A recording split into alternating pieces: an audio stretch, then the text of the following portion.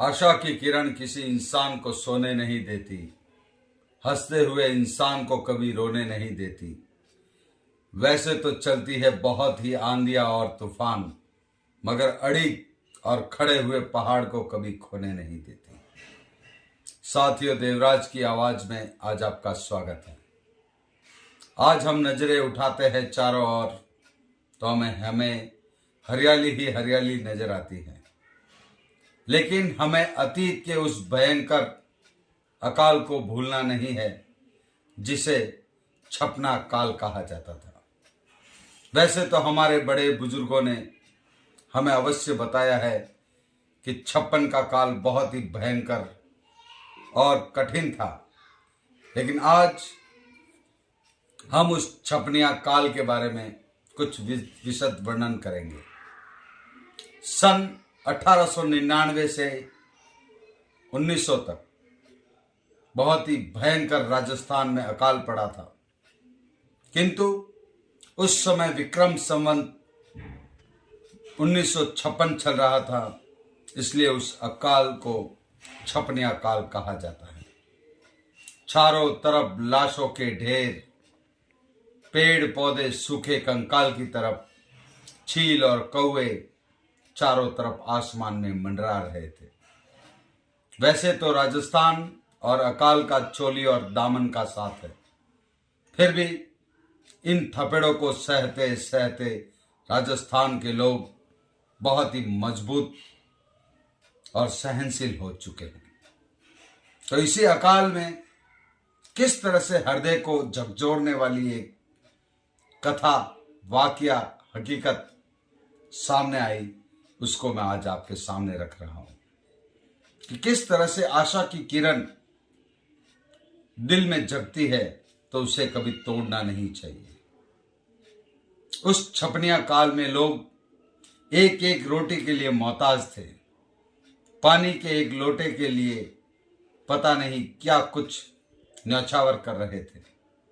नामी गिरामी लोग मजबूरी का फायदा उठा रहे थे, लेकिन बहुत से राजा महाराजा दानियों ने दिल खोलकर अपने भंडार खोल दिए थे, कुएं बावड़ी खाना लगाने के लिए।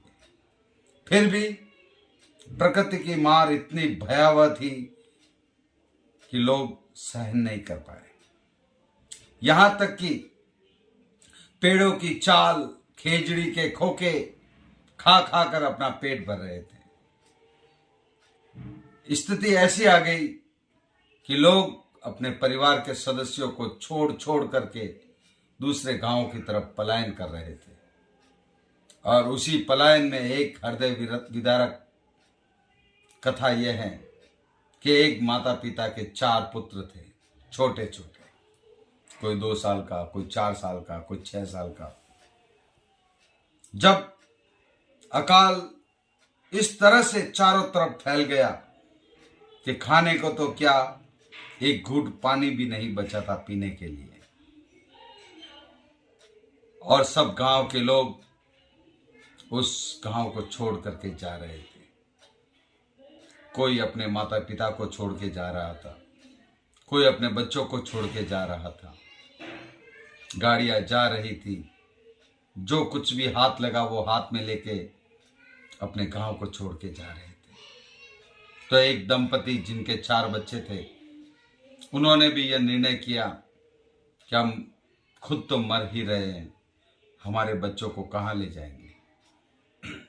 लेकिन माँ की ममता ये सहन नहीं कर पाई और उन्होंने अपने बच्चों को साथ में ले जाने की जिद की। लेकिन बहुत दूर रास्ता, न जाने का कोई साधन। पिता ने कहा अपनी जान बचाते हैं और खुद चले जाते हैं। फिर भी मां ने जाते जाते अपने 4 बच्चों को घर के अंदर एक कमरे में बिठाया और समझाया कि बच्चों, मैं तुम्हारे लिए कुछ खाना और लेने के लिए जा रही हूं, आकर के खाना खिलाऊंगी। और वो बच्चे तड़प रहे थे भूख से। उन्होंने कहा, माँ खाना दे दो, माँ खाना दे दो। छोटा बच्चा माँ की छाती से चिपक करके एक बूंद दूध के लिए तरतरा रहा था, लेकिन लोगों की हड्डियां आभूषणों की तरह उभर करके सामने आ रही थी। फिर भी उस मां ने उन बच्चों को एक आशा की किरण देते हुए एक खाली टोकरे में एक कपड़ा रख करके कमरे के एक ऊंचे स्थान पर रखा और कहा, इसके अंदर बहुत सारा खाना है, बहुत सारी रोटियां है। मैं और तुम्हारे बाबा जा रहे हैं और वापस जैसे ही आते हैं हम सब मिलकर के खाना खाएंगे। चारों बच्चे उस टोकरे की और टकटकी लगा करके उनके मुंह से एक ही शब्द था, मम्मा आएगी खाना देगी, माँ आएगी खाना देगी। और वो माँ अपने बोझ से भरे दिल को भारी कदमों से उन बच्चों को छोड़ के अपने पति के साथ चल पड़ी। और उस तरफ वो बच्चे बस उनके मन मस्तिष्क में एक ही बात, माँ आएगी खाना देगी, माँ आएगी खाना देगी। इसी तरह से आशा की किरण चल रही थी। बहुत से दिन व्यतीत हो गए। वो माता पिता अन्यत्र जीविकोपार्जन और अपने स्वयं के जीवन को बचाने में लगे हुए किसी दूसरे स्थान में चले गए।